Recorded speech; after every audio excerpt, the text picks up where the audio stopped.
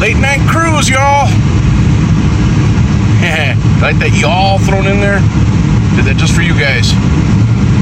I'm gonna find a place to park this beast, and then I got some things to talk about. 3 Redbox rentals. One didn't quite make it. Hello, one and all. It is I, once again, Mr. Cinema Junkie. I am out, obviously, in the vehicle with the AC running, because why wouldn't I be out in the AC? It's friggin' hot in my room, and can't concentrate when I'm trying not to die of heat stroke. I had a brand new tripod to try out in this car too, but I can't find the clip for my phone, so I'm having to hold this with my hand. So sorry if it's too close or too bright or whatever. But I wanted to talk to you guys about some Redbox rentals that I had picked up a couple of weeks ago, and things just kept coming up where I didn't make any reviews on it. It's 3 rentals, but one of them didn't quite make it through, and I don't know if I can give a very fair review of this movie, considering I shut it down after about 5 to 8 minutes max. So let's start with that one, because that'll probably be the shortest review. I've often heard people say things like that. They'll say, oh, I couldn't even make it through 5 minutes. 5 minutes, I turn it off. 5 minutes. That's the usual time frame people usually give up on a movie. And I remember thinking to myself, God, is your constitution so weak and your patience so low that you can't give a movie a fair shake, like actually watch it all the way through before you give an opinion on it? To those people, I would like to apologize, because I now know wholeheartedly what they mean. It's funny when you're pressed for time, like I was. I had to watch these things and get them back. I had rented them, and then things started coming up, and then I got sleepy, fell asleep. I was running out of time. By the time I woke up, I had a few hours before they had to go back, so I was really pushing it as to which ones I was going to watch first, and so on and so forth. So I didn't have time to waste on garbage. This movie is Deep Blue Sea 2. Now there's some confusion, because while it says Deep Blue Sea 2, I've heard other people compare it more to like a remake of the original, and I can see why just from the few moments in the beginning, because the lab or whatever, it resembles the one in part 1. That's really the only thing I could tell. I don't know what else happened in the rest of the movie. I'm telling you, 8 minutes max, gone. Why though? Why did I do that? Well, it had a strong start. A couple of guys are illegally fishing for shark fin, and they hack the fins off the shark and they throw the rest of the shark in the water, leaving it to its demise. And then they get attacked by a group of shark. And you can tell right off the bat that these are the special sharks, because they swim in a group, they attack, in a uniform pattern. They know how to get their prey into the water. They're these ultra smart sharks. I'm not even going to talk about the CGI that was involved here, okay? These did not look as good as the sharks in Deep Blue Sea 1, but you can kind of expect that. I can forgive that, okay?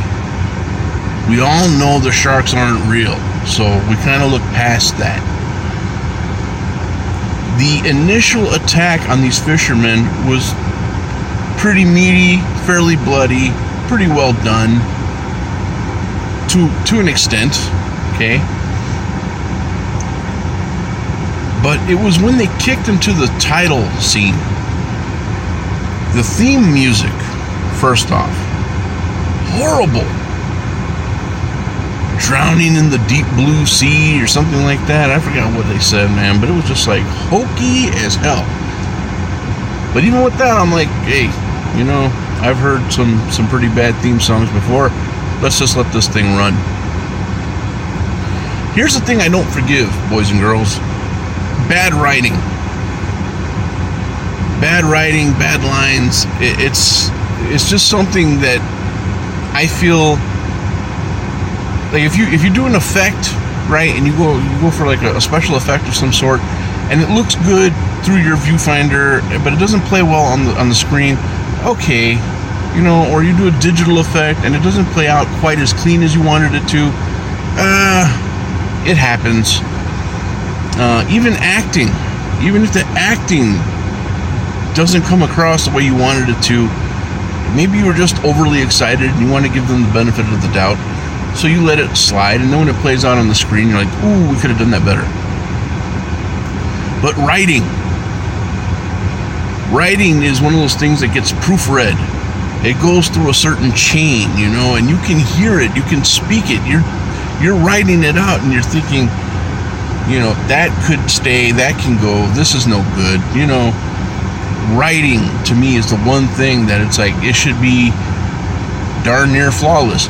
In the movie House of the Dead, which is the movie I judge all bad movies by, anytime I tell people I've seen something worse, I'm usually talking about House of the Dead. There's a line in there that I always refer to where they ask the professor who caused all the zombie carnage, they say, you did all this to be immortal? Why?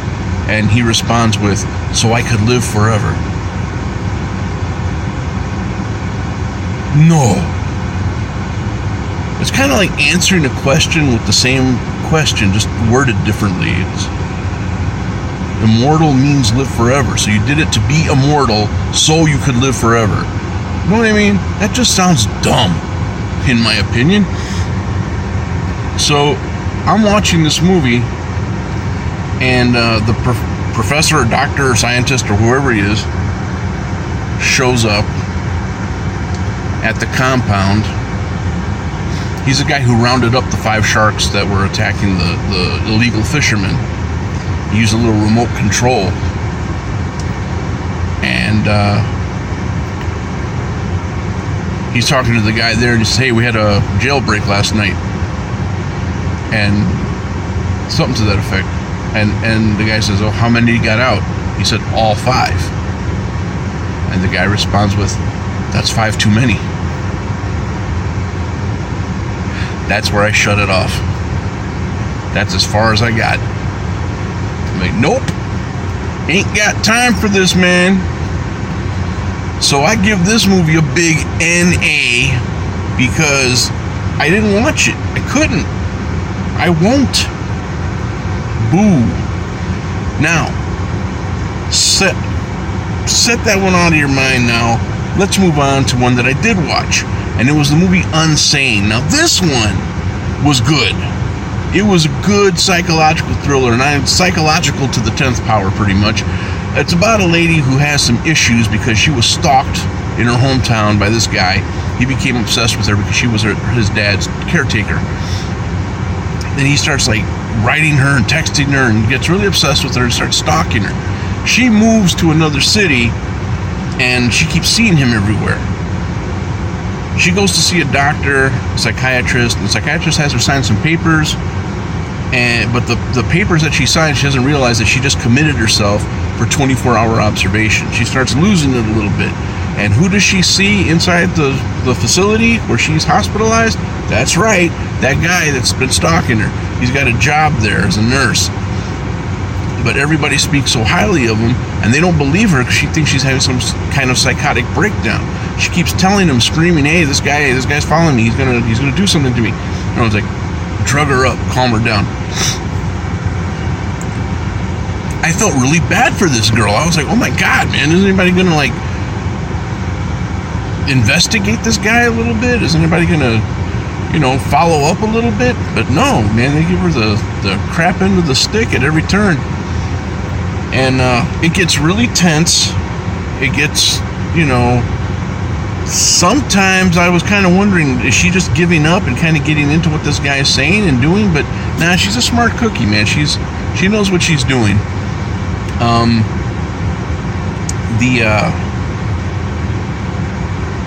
The supporting actors, I don't remember all the names, but they were really good. The guy who played the psychotic, I've seen him in something else before. The guy the psychotic, everyone in there is psychotic, I'm sorry. The guy who plays the stalker, I've seen him in stuff before. he does really good in his role. But man, he pulls it off to a T. All right, if you've ever heard of obsessed stalkers that go above and beyond, he nails it. And I was really impressed with this movie. I didn't think I was going to like it. I thought it was going to be like one of those psychological chick flicks, but honestly, no, it was really solid. And I give it a solid 8 out of 10. It's something I would definitely own, and I highly recommend it, man. If you can find it at your Redbox or streaming or whatever, go for it. It's well worth the $1.75 for a DVD. And the next movie I have, and this is the best one of them all, it's a little movie called Terrifier. It stars a character named Art the Clown. He was seen in a movie years ago called All Hallows Eve. He did there was a story in there that featured him. Well, I guess he made such an impression on everybody, and they said, well, let's do a whole movie based on him.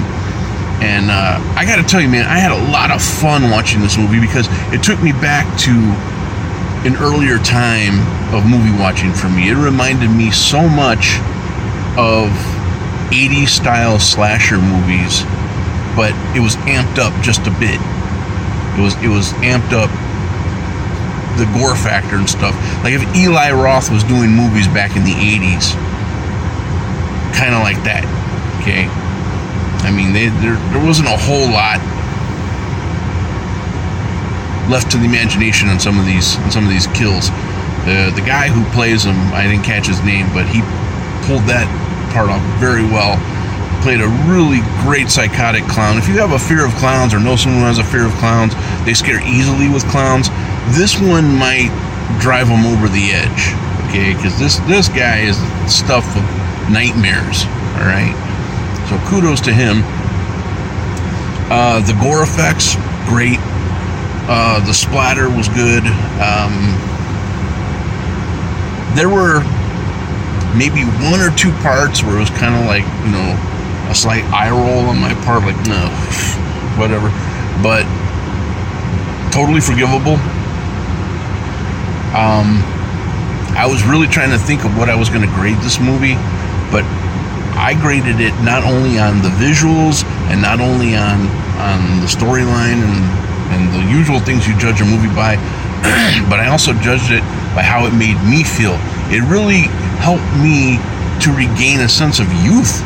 I felt like a teenager again watching this movie. I felt like I was sitting in the middle aisle, 10th row back, tub of popcorn, drink in my hand, back when new movies were like $2 to go see, and popcorn was like $3 for a large. I mean, it was a good time. That's what it made me feel like. Just straight up, honest to goodness, practical effects, no heavy digital, nothing. It was good, solid filmmaking, good, solid fun. And because of that, Art the Clown and Terrifier gets an unashamed score of 10, an absolute 10, a must-see, a must-own. Anyone who's a fan of the genre, do not cheat yourself and miss this one. I loved it. Check it out as soon as you can. You can grab it at a Redbox. That's where I got mine. Or throw caution in the wind and buy yourself a copy. I don't think you'll be sorry. I really don't. So, yeah.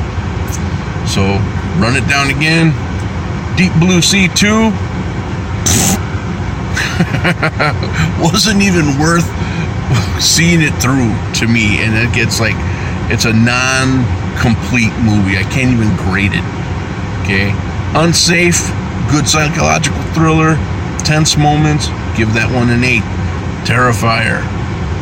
Terrifier is just a feel-good slasher flick of the year.